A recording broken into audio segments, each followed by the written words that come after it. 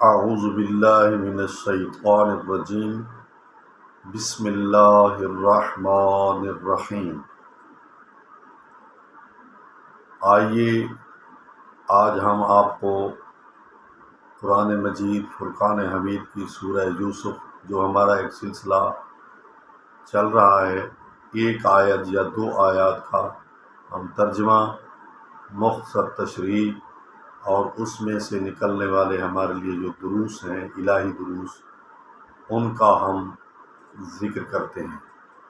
تو آج جو آیت ہمارے سامنے ہے، جس کی تلاوت کا ہمیں شرف حاصل ہونے جا رہا ہے، وہ آیت نمبر 42 ہے۔ فرمایا رب تعالیٰ نے، اور زبانی جناب یوسف کے، فرمایا یا صاحب السجن، اے میرے قید کے ساتھیوں۔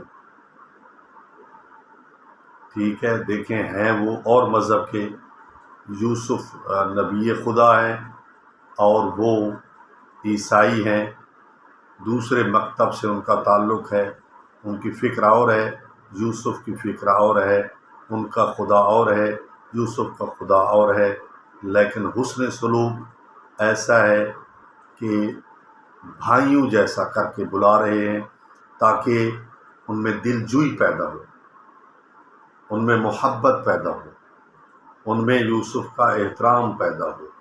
تو یہ ہے تبلیغ کا پہلا ڈھنگ، پہلا انداز، تاکہ میری بات کا ان کے دل میں اثر ہو، نفوذ پذیری ہو، دل کش ہو۔ تو فرمایا یا صاحب السجن، اے میرے قید کے ساتھیوں، اما احدکما، تم نے مجھ سے اپنے خواب بیان کیے تھے، تو آؤ میں آپ کو خوابوں کی تعبیر بتاؤں۔ الہی علم کے آئینے میں الہی نمائندے نے الہی انداز میں فرمایا اما احدکما، بہرحال تم میں سے ایک جو ہے، فیسقی ربہ خمرا، وہ اپنے مالک کو شراب پلائے گا۔ رب کا معنی مجازی طور پر یہاں مالک کے لیے ہے، جو اس کا بادشاہ تھا، جو اس کا آقا تھا، اس کو تو خمر پلائے گا۔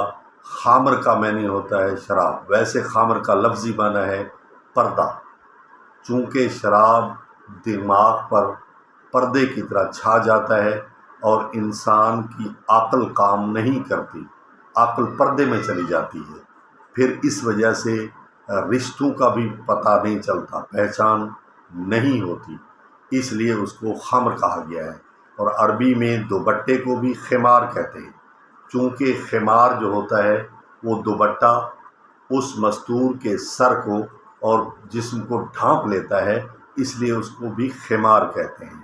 اور اس مشروب کو بھی خمر اس لیے کہتے ہیں، ڈھانپنے والا، کیونکہ یہ انسان کے عقل کو ڈھانپ لیتا ہے۔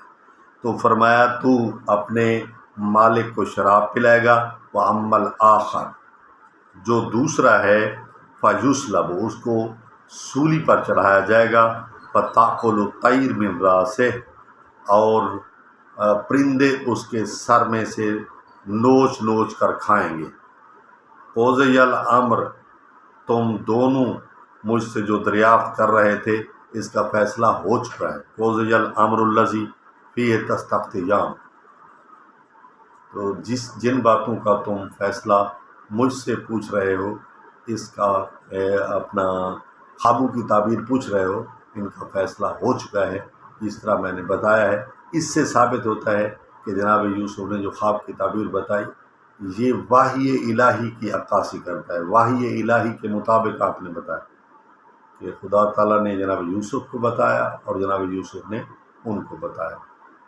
تو اس سے ہمیں جو دروس ملتے ہیں وہ یہ ہیں کہ خواب حقیقت پر مبنی بھی ہوتے ہیں، جھوٹ بھی ہوتے ہیں۔ سچے لوگوں کے خواب سچے ہوتے ہیں، جھوٹے لوگوں کے خواب جھوٹے ہوتے ہیں۔ تو یکدم بھی خواب کو ہم جھٹلا نہیں سکتے، کیونکہ یہ قرآنی حقیقت ہے خواب۔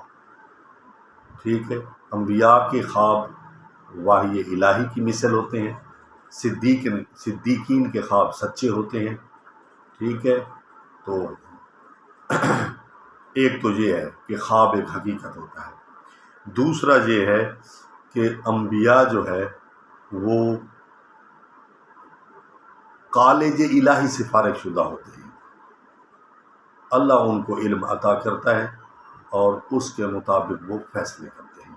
تو دعا ہے کہ اللہ تعالی ہم سب کو جو ہے اپنی روح کو اتنا بلند رکھنے کی توفیق نصیب فرمائے تاکہ ہمیں سچے خواب آئیں، اپنی روح کو ہم سچا رکھیں، اپنی روح کو ہم تندرست رکھیں، اپنی روح کو دین اسلام سے جوڑے رکھیں تاکہ ہمیں سچے خواب آئیں۔ اور دوسرا یہ ہے کہ ہم علم کے پیرو بنیں، ہم علم نافع کی خواہش کریں، علم نافع حاصل کریں، اپنے بچوں کو پڑھائیں تاکہ ہم راہ انبیاء کے راہی بنیں اور ان کی راہ پر چل کر ہم کامیابی حاصل کریں۔ السلام علیکم ورحمۃ اللہ وبرکاتہ۔